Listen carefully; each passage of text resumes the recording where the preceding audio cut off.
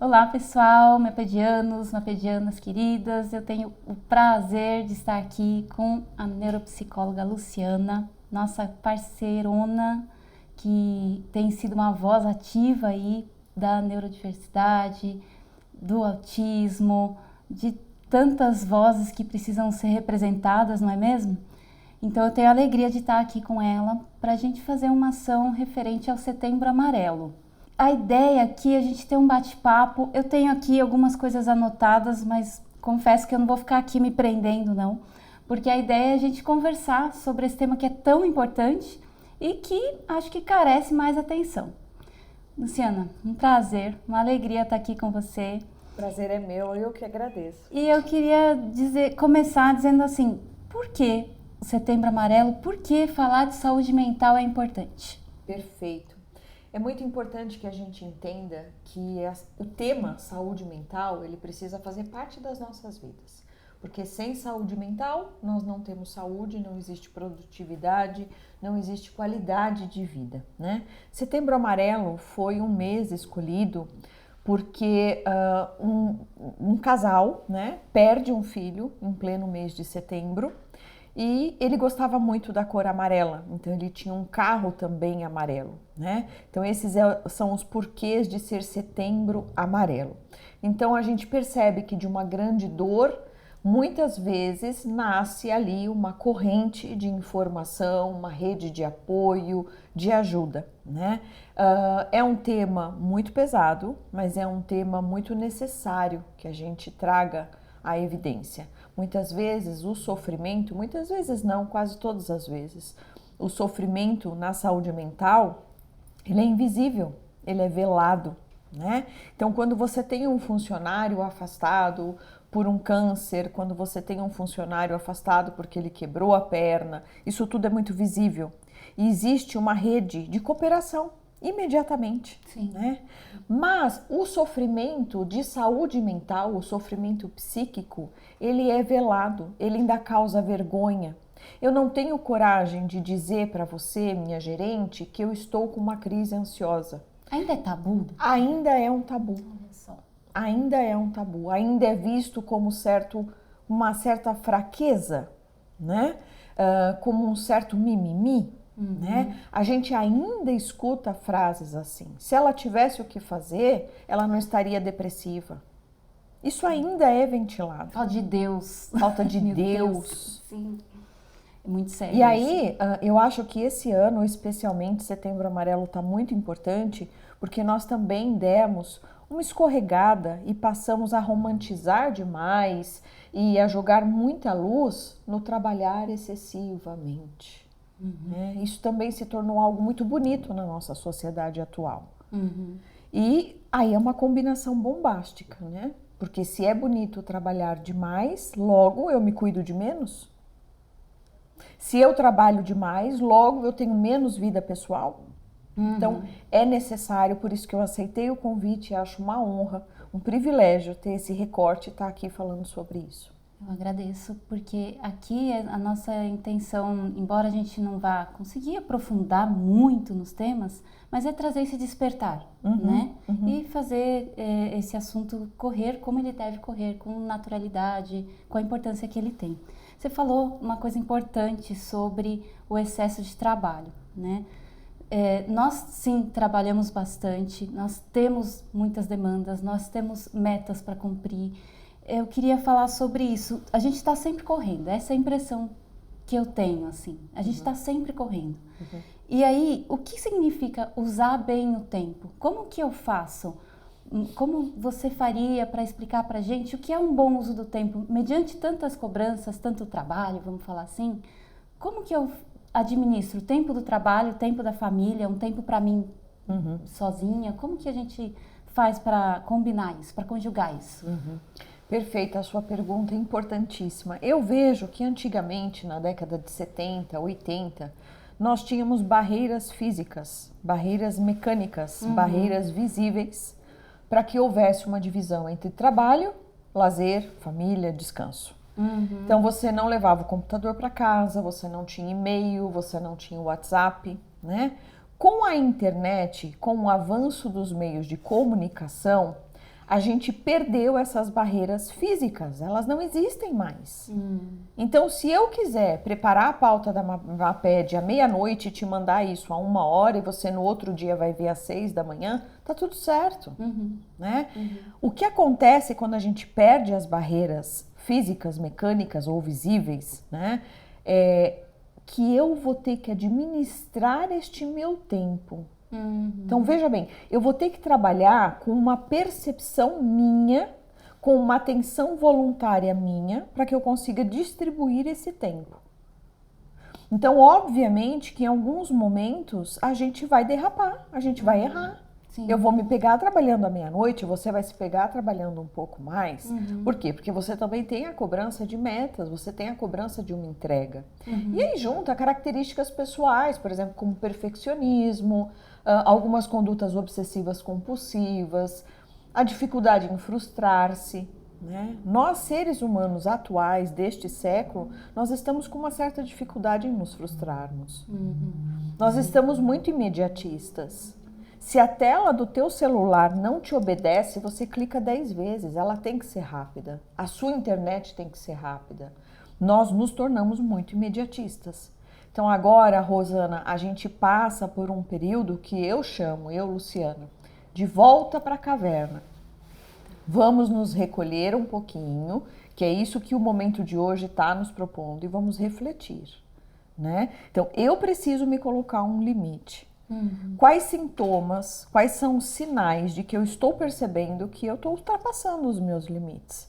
E que eu posso adoecer, e eu posso entrar num burnout, eu posso ser afastada, porque eu não vou conseguir trabalhar. Isso é muito sério. Quando essas barreiras caem, isso afeta diretamente a nossa saúde mental, não é? Exatamente. E eu penso que, além dessa questão, a gente tem as outras demandas naturais da vida, os desafios de cada um, dos nossos relacionamentos, da família, de amigos, enfim, a gente tem N situações que roubam a nossa energia ou que merecem a nossa energia, né? Eu queria saber se tem algum sinal de alerta que a gente deve ficar atento. Sim. Olha, assim, de repente eu não estou percebendo que essa barreira é invisível aí, né? Que eu estou transpassando. Então, eu estou levando o trabalho para casa, eu estou levando problemas da casa no trabalho. Quando isso se torna um problema, onde que é um alerta que eu devo, um sinal amarelo que eu devo começar a talvez me preocupar, tomar alguma atitude diferente? Alterações do humor e do estado de ânimo estão entre as principais. Então eu me torno mais irritadiço, eu tenho alterações de humor muito bruscas, eu posso ir da alegria para a tristeza, da motivação para a desmotivação. Eu tenho alterações também no meu estado de ânimo. Então eu me sinto mais desanimado, mais cansado, com menos energia, né? As tarefas parece que custam um pouco mais para serem feitas. Eu posso ter alterações de sono, ter alterações também na alimentação, tanto um apetite maior como um apetite menor. Tá. Alterações relacionadas a ganho de peso, né? Afastamento das atividades que me dão prazer. Então eu passo a faltar numa comemoração, a faltar num aniversário, porque eu quero terminar a aula da pós, porque eu quero terminar aquele relatório para a empresa. Eu não vou viajar com a família porque eu quero adiantar no fim de semana o que eu tenho para entregar na semana. Opa! Né? Então a gente chama de red flags, são as bandeiras vermelhas que vão se levantando. Muitas vezes a depressão é vista pela população comum como tristeza, angústia. A depressão, ela também é mau humor, ela também é irritação, ela também é desejo de não fazer nada, ela é desesperança. Então fiquem atentos à esperança, à motivação. Esses são os principais sinais. E aí tem já num grau um pouquinho maior as doenças psicossomáticas, as alterações somáticas, doenças de pele, problemas gastrointestinais, enxaqueca em excesso, dores pelo corpo, queda de cabelo, são todos sinais de alerta. Ok. E diante disso, o que a gente pode fazer? Vamos supor, eu estou percebendo, olha, estou diante disso, ou estou com um sono desregulado, né? Na hora de dormir eu não consigo dormir, na hora que é para eu trabalhar eu tenho muito sono, enfim. qual é a importância de eu ter outras atividades? Onde entra aí o rir, o se divertir, o ter um hobby? Eu já li sobre a importância disso, mas assim, isso é só divertido? É só para dar uma desestressada? Ou realmente, cientificamente falando, isso tem uma eficiência mesmo? É muito importante que isso não é mito, isso é realidade, tem comprovação científica. Por quê? A gente está colocando muito propósito, muito sentido no trabalho. E com isso a gente está perdendo os nossos sentidos pessoais, né? Então, o que faz sentido na sua vida? O que te dá prazer? O que enche seus olhos? O que te motiva? Eu costumo fazer uma pergunta, Rosana, que mexe muito com as pessoas e que a gente não se dá conta. E ela é uma pergunta bem rasa. Por que você trabalha tanto? Para quem você trabalha tanto? Onde é que você quer chegar? E aí eu atendo algumas pessoas que me dizem assim, eu trabalhei uma vida inteira porque eu queria chegar na aposentadoria, né? A felicidade, ela não está num chegar, ela não está num destino, ela está na viagem. Você precisa aproveitar a viagem, né? Eu tenho um paciente que ele infartou na primeira semana de aposentadoria. Nossa, olha só. Na primeira semana. Então, assim, e ele é o paciente que me dizia isso. Eu fiz tudo para formar 2 filhos médicos, para gerenciar a minha vida, da minha esposa, dessa família e para me aposentar. E quando eu cheguei lá, que nem um maratonista, eu cheguei muito doente. Então a gente precisa entender que o caminho, ele também pode ser divertido. Então resgatar, né? Aquilo que eu me conecto, aquilo que faz sentido para mim, aquele hobby que de repente eu deixei para trás, né? E aquela criança interior. O que você diria para a sua criança de 5 anos? O que você contaria para ele em relação ao futuro? Quando você tiver 20 anos, quando você tiver 30 anos, conta para ele agora o que você está fazendo aos 30, aos 40 anos. E aí entra a importância da linha de vocês. A gente precisa trazer para essa discussão de hoje o nosso uso excessivo de telas. A gente fala muito das crianças, excessivamente nas telas, mas nós também estamos. E quando a gente fala nos brinquedos, Janô, na linha Maped, a gente está falando de baixa estimulação. Ou seja, é um brinquedo que proporciona criatividade, que proporciona interação, que proporciona troca, proporciona iniciativa, né? E não leva a essa hiperexcitabilidade das telas e esse imediatismo das telas. Essa recompensa rápida, né? Essa recompensa rápida. Então é importante que nós adultos também resgatamos os nossos brinquedos, que é o hobby, que é o contato com a natureza, é estar com as pessoas que você ama. Os vínculos, eles são terapêuticos. Não é terapia, mas é terapêutico. E como que eu faço para descobrir o que faz sentido para mim se eu tenho essa dificuldade? Vamos supor, olha, da onde que eu recomeço? Porque às vezes a gente entrou num automatismo tão grande e eu não sei mais de onde que eu puxo esse fio da criança que ficou lá para trás, né, abafadinha. Como que eu faço para descobrir o que me faz brilhar os olhos se eu, por acaso, perdi essa referência? É possível? Você já assistiu aqueles filmes de grandes massas, né? Grande massa populacional? Eles estão todos olhando para baixo e caminhando, pá, pá, pá, pá, pá, pá, pá, pá, num ritmo frenético e sem sentido, né? Olha para o horizonte. Só faz esse movimento aqui, ó. Olha o tanto de coisa que você começa a olhar, né? Então amplia o teu foco. Imagina uma lente, um funil no seu olho, né? Ele começa assim pequenininho e você pode ampliar o seu horizonte. Então você vai buscar, você vai resgatar o poder das relações, o poder das conexões, aquilo que você gosta, aquilo que te faz bem. E isso precisa começar do micro para o macro. Então, o que as pessoas não entendem é que é um processo, por isso que elas desanimam. Elas querem ir para o macro. Sim. Então, assim, eu nunca gostei de esporte, mas eu me matriculei na academia, porque agora eu vou ficar fitness. Você não vai ficar. Eu falo Agora eu vou pacientes. todo dia na academia passar 3 horas lá, só que não. Só que não, é isso. Então, assim, começa por uma coisa menor. Escolha o sabor de pizza que você quer comer. Às vezes a gente está comendo no automático. Você não se deixa escolher um sabor novo. Muda de restaurante, Pega um sábado à tarde, vai no cinema. Vai num parque, faz isso que eu tô te pedindo. Para de olhar para baixo e olha o horizonte. Olha o tanto de coisa que você vai olhar. Liga para um amigo da sua infância, vai visitar um parente, vai fazer um voluntariado. Quando a gente olha para o outro, a gente olha para nós mesmos. A gente dá a oportunidade de se reolhar, de se reperceber. O voluntariado, ele tem um impacto na nossa saúde mental também? Tem. Quanto mais empatia, quanto mais eu me entrego para o outro, mais eu dou a oportunidade de me conectar comigo mesmo. Olha só. E de receber o reforço positivo que o voluntariado vai te trazer. Sim, que muitas vezes falta no nosso dia a dia. A gente mesmo se critica muitas vezes, né? Você Ou entende? somos criticados, né? Exatamente. Então, lógico que nada substitui uma terapia, Rô. A gente não está dizendo aqui de substituição de terapia. Que a terapia não tem importância, não é esse o... Ela tem a super importância, a gente precisa construir precisa fazer essa construção de identidade, esse resgate de autoestima, tratar essas feridas emocionais para não projetar para outros relacionamentos, não cometer os mesmos erros. Enfim, uma série de coisas que a terapia pode te ajudar. Mas nós estamos falando de oportunidades terapêuticas.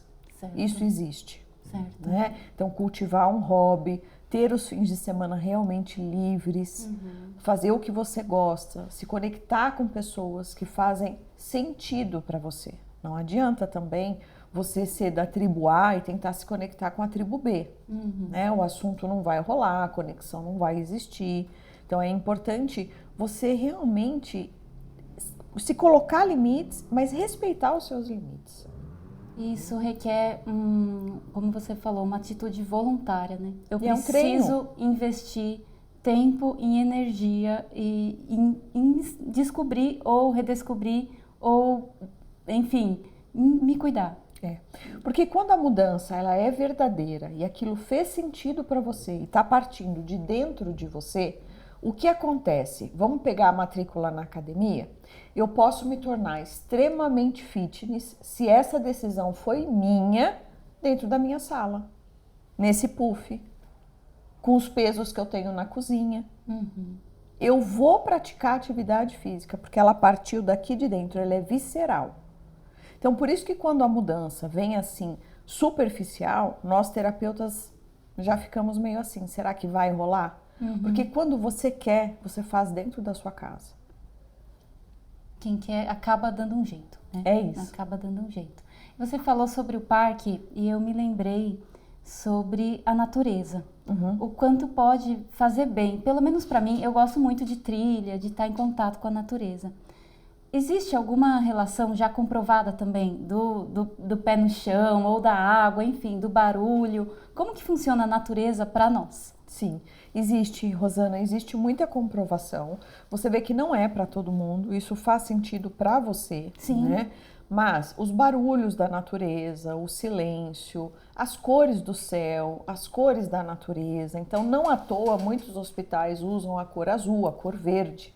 Né? Porque elas são cores Pela que menção realmente, mesmo. lógico, são cores frias, são cores que acalmam, né? Já quando você vai num ambiente onde você precisa de excitação, você não vai encontrar amarelo, verde, amarelo tom pastel. Vai num McDonald's, você encontra vermelho, né? Então, lógico que existe ali uma relação, uma conexão. O que a gente precisa tomar cuidado não é terapia, mas é terapêutico. Então, por exemplo, o cheiro de alguma flor, o cheiro de alguma erva, a gente precisa tomar muito cuidado, porque tem gente que pega a informação, um recorte isolado e eu vou tirar o meu antidepressivo e vou, não sei, vou cheirar alecrim porque eu vi ali na reportagem que é legal. Não, né?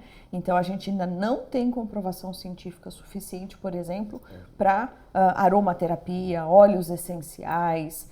Mas ele é terapêutico para você, né? Então tudo bem. Te faz bem, te faz acalma. bem, Exato. Mas o contato com a natureza, você sair, pegar a luz solar, né? O quanto isso está relacionado à vitamina D. Vitamina D está relacionado ao nosso nível de bateria. Quem está com baixa vitamina D tem muito cansaço.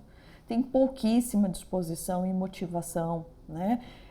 Tá ligado também à ferritina, a ferro. Então, muitas vezes você chama de cansaço e você tá com uma anemia silenciosa.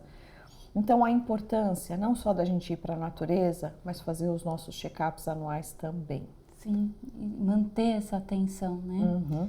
E mesmo com a correria, como que eu consigo incluir no meu dia a dia? Você teria alguma dica? Assim, eu sei que não é uma receita de bolo, tá? Uhum. Mas como que eu incluo no meu dia a dia, né, pensando na importância de curtir a jornada, não de ser feliz lá na frente? Como que eu incluo no meu dia a dia essas atitudes terapêuticas aí? Muito boa pergunta. A gente precisa tomar cuidado com esse incluir no meu dia a dia, para não cair numa frase que aí não vai dar certo, do tipo, eu preciso fazer, eu tenho que fazer, o médico me mandou fazer, a terapeuta me mandou fazer. Pronto, já virou obrigação. Você já tem um checklist de tarefas ali também. Já acabou o terapêutico, porque já virou obrigação. Tá. Então, como que você vai incluir? De uma maneira leve, que caiba na sua vida e na sua rotina, que é diferente provavelmente do vizinho, por isso que não é receita de bolo. Certo. Então, olha, Rô, na minha vida cabe 2 dias de atividade física, ótimo. Né? Na minha vida cabe 2 dias de atividade física, mas eu odeio, eu vou tirar para assistir série, ótimo. Né? Mas você precisa começar, dar um start, e sem a ideia pronta do que é vendido na internet. Só serve se você for todo dia na academia, se você for todo dia caminhar no parque, se você todo fim de semana religiosamente se dedicar à sua família, resgatar a tua bancada de ferramentas na garagem. Não importa, né? A gente não precisa, por exemplo, esperar a sexta-feira para ser feliz. A gente não precisa esperar as férias para ser feliz e para ir visitar a nossa família. Se eu tiver a oportunidade de sair mais cedo do meu trabalho numa terça-feira, por que não fazer o que eu gosto? Né? Então, comece a incluir, mas sem esse peso da obrigatoriedade. E de pouquinho, lembra sempre disso. Começa do micro para o macro. Certo, certo. E eu queria saber também qual que é o papel da espiritualidade nisso. Aqui eu não estou perguntando especificamente de religião. Embora tenha alguma ligação. Mas a espiritualidade, nós somos seres espirituais, como que isso funciona? Como isso se conecta com a saúde mental? Ou é outra caixinha? Não, aqui é a espiritualidade, aqui é a saúde mental, aqui é a saúde física. Como que funciona isso? Que pergunta maravilhosa, eu adorei. Dá uma oportunidade da gente responder aí algo que é mito. Pessoal, a psicologia, ela nasceu como ciência da alma. Olha só. Em latim, psicologia quer dizer estudo da alma. Mas durante um bom tempo, por ciência não poder misturar com religião, houve esse afastamento. Com o tempo, a gente entendeu que espiritualidade não é religião. E sim, o ser humano, ele é múltipla esfera. Então, ele é físico, mente, corpo, alma, né? E ele é espiritualidade também. Então, aquilo que, mais uma vez, assim como o parque, a atividade física, o sabor da pizza, visitar familiar, você se conecta com algumas dessas coisas? Na espiritualidade é a mesma coisa. Aquilo que faz sentido para você, que tem significado, porque logo, se tem sentido, você atribuiu um significado. Certo. Né? E você se conecta com aquilo. E aquilo te sustenta de alguma forma, aquilo te ampara. Né? Então, por que você escolheu essa calça? Porque você gosta dela, porque você se identifica com ela, porque caiu bem em você, porque fez sentido para você. A mesma coisa na espiritualidade. Então, sim, ela pode ajudar, sim, ela é muito benéfica, né? E hoje a ciência já reconhece a espiritualidade como um dos domínios da existência humana, uma das esferas do homem. Olha, e de repente eu, num discurso de não, isso é bobagem, isso é piegas, qualquer coisa assim, é como se fosse uma perninha dessa cadeira aí que eu deixo de lado, não é? E como vai sustentar essa cadeira, né? Porque aí, né, eu imagino que fique mais difícil, né? Eu falo imagino porque eu tenho esse olhar para essa espiritualidade, mas eu conheço pessoas também que têm um pouco mais de resistência com esse assunto, né? E aí eu imagino que fica uma cadeira meio bamba, né? Enfim. Bom, eu gostaria de agradecer e pedir se você pudesse, assim, deixar uma mensagem rápida sobre isso, sobre saúde mental, para finalizar aí, para os nossos colaboradores da MAPED, qual seria? adoro uma frase que é atribuída ao Einstein, que ele diz assim: na vida você só tem duas formas de viver. Ou você não acredita em milagre, ou você acredita que tudo na vida é um milagre. Então eu acho que essa frase resume muito do nosso bate-papo. O quanto da espiritualidade tem relação, né? O quanto nós estamos aqui com algum propósito e precisamos descobrir esse nosso propósito para a vida ter sentido. E esse propósito não pode ser só trabalhar 12, 14, 18 horas por dia, né? Eu preciso cuidar desse espaço aqui, dessa casa aqui, desse templo, desse né? templo que sustenta toda essa vida, né?